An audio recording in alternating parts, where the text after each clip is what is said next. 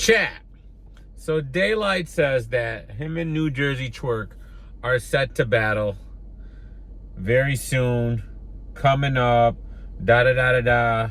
Now, we all know that Daylyt likes to troll and lie and all this good stuff, and we all know Daylyt's reputation. Twork just tweeted out, responding to Daylyt, saying, "Yup, see you soon." Pretty much confirming, or at least attempting to confirm, the Daylyt situation. However, what I want to ask you guys is this. If it's true, why is it okay for Daylyt to spoil a battle that hasn't been announced by the URL? Isn't what all these leagues, even URL, isn't it what they cry about DNA's Tooth about all the time? Oh, he be spoiling and and this, that, and the other. Daylyt just spoiled it. You guys haven't. You guys are always saying, "Oh, it's not right. We want to announce it on our time frame, and it's not right that y'all be spoiling this." People literally want to kill DNA's Tooth for spoiling battles. This is a lot of the reasons they've given of why they hate this Tooth, because he spoils battles. So why is it okay for Daylyt to spoil a battle?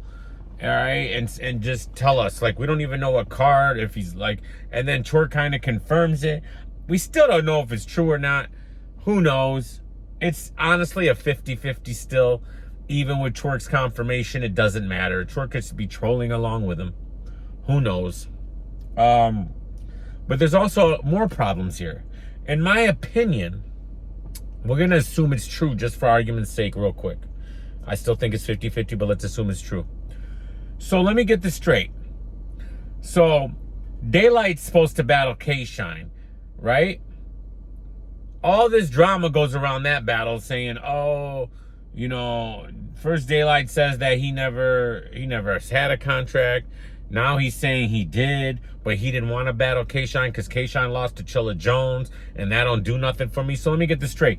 K-Shine wins like 2 years in a row, right? He went 9-0 one year. The year Geechee Gotti won Champion of the Year. He beat Geechee that year and still lost Champion of the Year. He takes one loss to Chilla Jones, and then he's not worthy to battle Daylyt. But yet that Twork loses a whole year in a row. Twork loses 9 battles a row. Twork chokes in every battle and then has a good battle against Real Sick. And then you can argue Lou Castro on another league that doesn't count, right? And now he's able to battle Daylyt? Honestly, if this is true, I think that URL booked this to spite K-Shine. That's how spiteful they are. That's how petty URL is. That they would give Twork Daylyt. They just told K-Shine, Twork is trash. No one even wants to see him versus you because he sucks and he has to work his way back. His only working his way back is the Lou Castro battle and the Real Sick battle. That's him working his way back into his next battle. He can easily choke again. We don't know. All right. Just because he had 2 good. This is what Twork does. He always has a year of trash battles, a year of choking. He comes back, has 2 or 3 good performances, and then he goes right back into his old ways. This is what he's done his entire career since 2016. I've covered every single battle he's had. I know more about Twork's career than Twork does, than Anwar does, than Rome DMV does. I know more. All right? But that's wild to me if that's the case, because again, the logic doesn't make sense here. K-Shine is unbeatable, takes a loss, Daylyt says he doesn't want to battle him. Twork, he's unwinnable. He can't win a battle. It's not like he's just losing battles. The KCJ battle was a disgrace to battle rap. It was a tournament. First round, he choked every round. Real name Brandon, 1-rounder, chokes in a 1-rounder for 19 minutes. He choked against Swamp. He choked against here. He choked here. He choked there. He has 1 good battle against Real Sick and an alright battle against Lou Castro, off-brand battle against Lou Castro, and he's back and he deserves Daylyt now? but K-Shine doesn't? Think about it. Just think about it. It's crazy. I don't understand the logic. But I do understand the logic, because URL's being petty. Daylyt's being petty.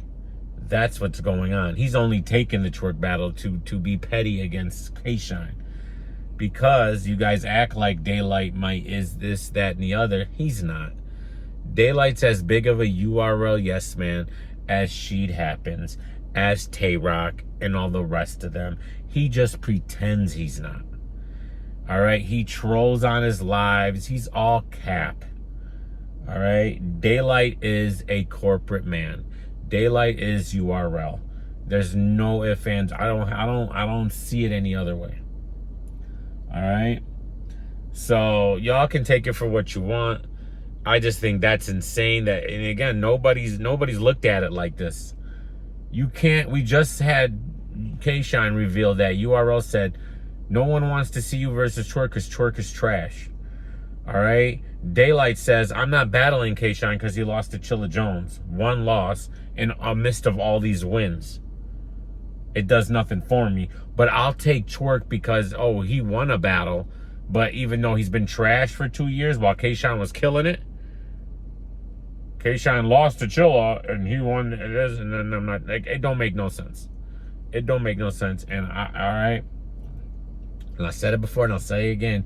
URL, take the L. Let K-Shine go. Let him keep his money and take the L. He fulfilled his obligations when he showed up to the Jackboy battle.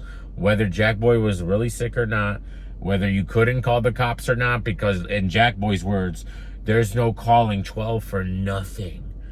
Jackboy's involved in some crazy things, guys, where he can go live on Instagram. He can show up at battle rap events. He can be advertised for all these battles. He can be live all day on Instagram. He can do shrooms on Twitch, live doing shrooms and this, that, and the other. But if he's having seizures and a lupus flare-up, you can't call the ambulance because we don't call 12 for nothing. This is Jackboy's exact words because of whatever he's got going on.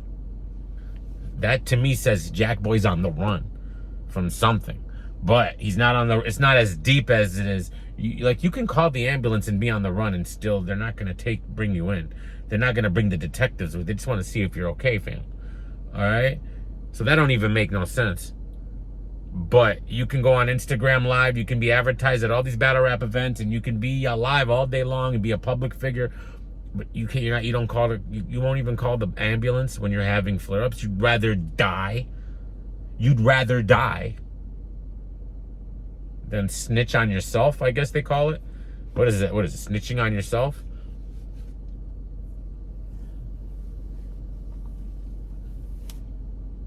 Lock them up, chat, and burn it down. Burn battle rap down. Y'all be thinking I'm joking when I say that. Do you mean I knew you wasn't for the culture? You wanted to destroy it. I wanted to destroy and rebuild. That's what I want. I want to destroy and rebuild because I don't know what I'm covering anymore. I'm gonna be real honest with you, chat. I don't know what I'm covering anymore when I'm talking about battle rap. It is so ridiculous.